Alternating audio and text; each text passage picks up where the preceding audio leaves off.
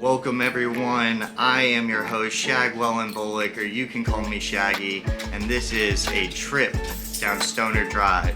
Now if you haven't heard this podcast before, it is a podcast to give people a voice to tell their story as a patient, as a distribution, brand, musician, politician, and give them a platform to tell how cannabis has positively or even maybe negatively impacted their life.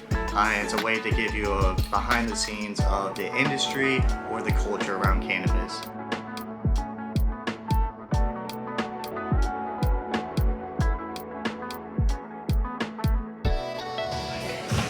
Welcome everyone. I am your host Shagwell and Bullock, and this is a trip down Stoner Drive.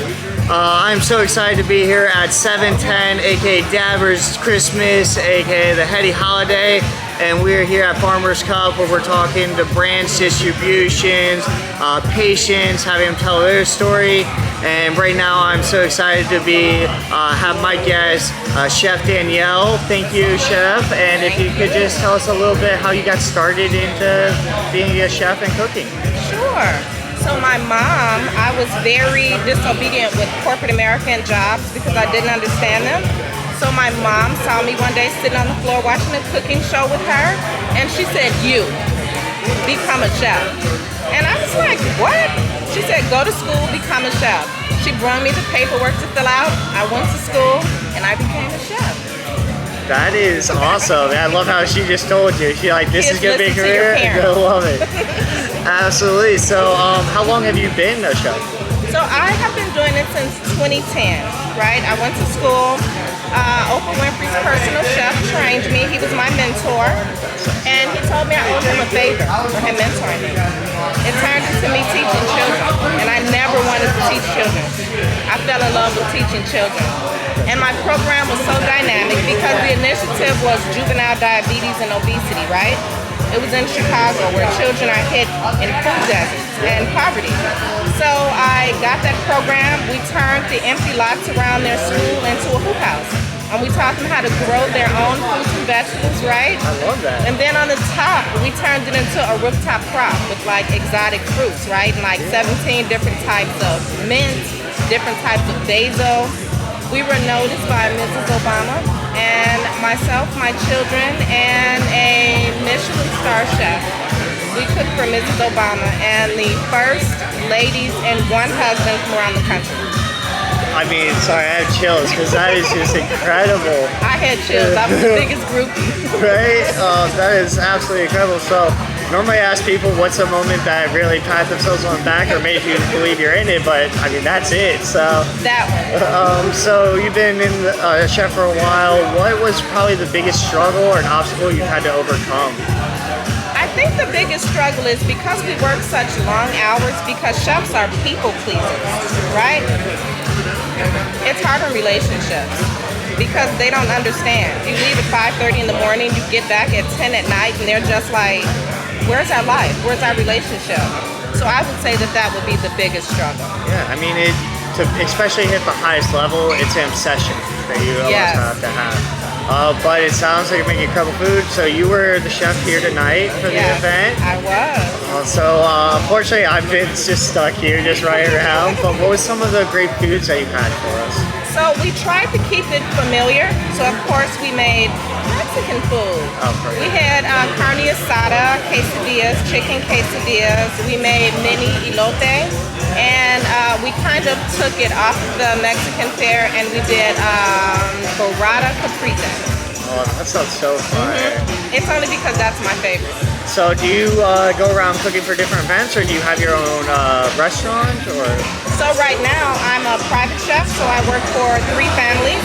So I go directly to them every week and cook for them. I used to work in restaurants. It's a strain now, especially since COVID and everything. So if I'm not working for my families, then I'm doing different events. What kind of I don't know what to say. I know I usually say strange or so, but what type of food do you really like making? I really don't have any favorite anything, but my family's from the South. Okay. So French Creole, I really like. I was classically French trained, and my family's from Louisiana and Memphis, Tennessee, and that's like French Creole. So it's just putting them both together, right? More butter, more flavor. But coming to California, there's California cuisine as well, right? Fresh farm to table, very clean. So I like them both. Awesome. Yeah, I really love the fresh farm to table aspect around here. I'm from Virginia, so I definitely got like a taste of the South, not quite fully in there, but definitely a taste. What is probably some of your favorite dishes to make, or is there like one dish when somebody asks that you're just like, this is my go-to? My family, at every family function, I bring the seafood macaroni and cheese. I had to cry one year and say, I make more than macaroni and cheese, but they didn't want to hear it. That's all they want is the seafood macaroni and cheese. Sorry, yeah, like I make a drunken ham, and so I'm very simplistic, so I'm a good chef, but not a complicated one. So it's just spiral ham, pack it down with brown sugar, and then just a red wine every 15 minutes for 2.5 hours, just base its own juices. A little wine for the ham, a little wine for me, a little more for the ham, a little more for me. Easiest thing to make, best thing always after like Thanksgiving and stuff. I'm stealing that. Absolutely, no, go for it. So like Super Bowls, things like that. And then the best part is you got ham sandwiches after on the Hawaiian rolls, and so fantastic and easy to make because there's no work on you because you're probably cooking all the time. So that's an easy one. You can just be like, oh yeah, I spent hours. It was hard. No, I love it. You can take those same Hawaiian rolls and make cinnamon rolls.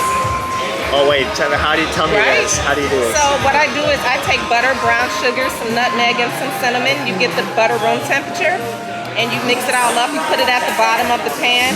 You put the rolls on top. I take sweetened condensed milk, and I mix it in with just like more cinnamon, more nutmeg. You poke holes in the top of the rolls. You pour that all over it.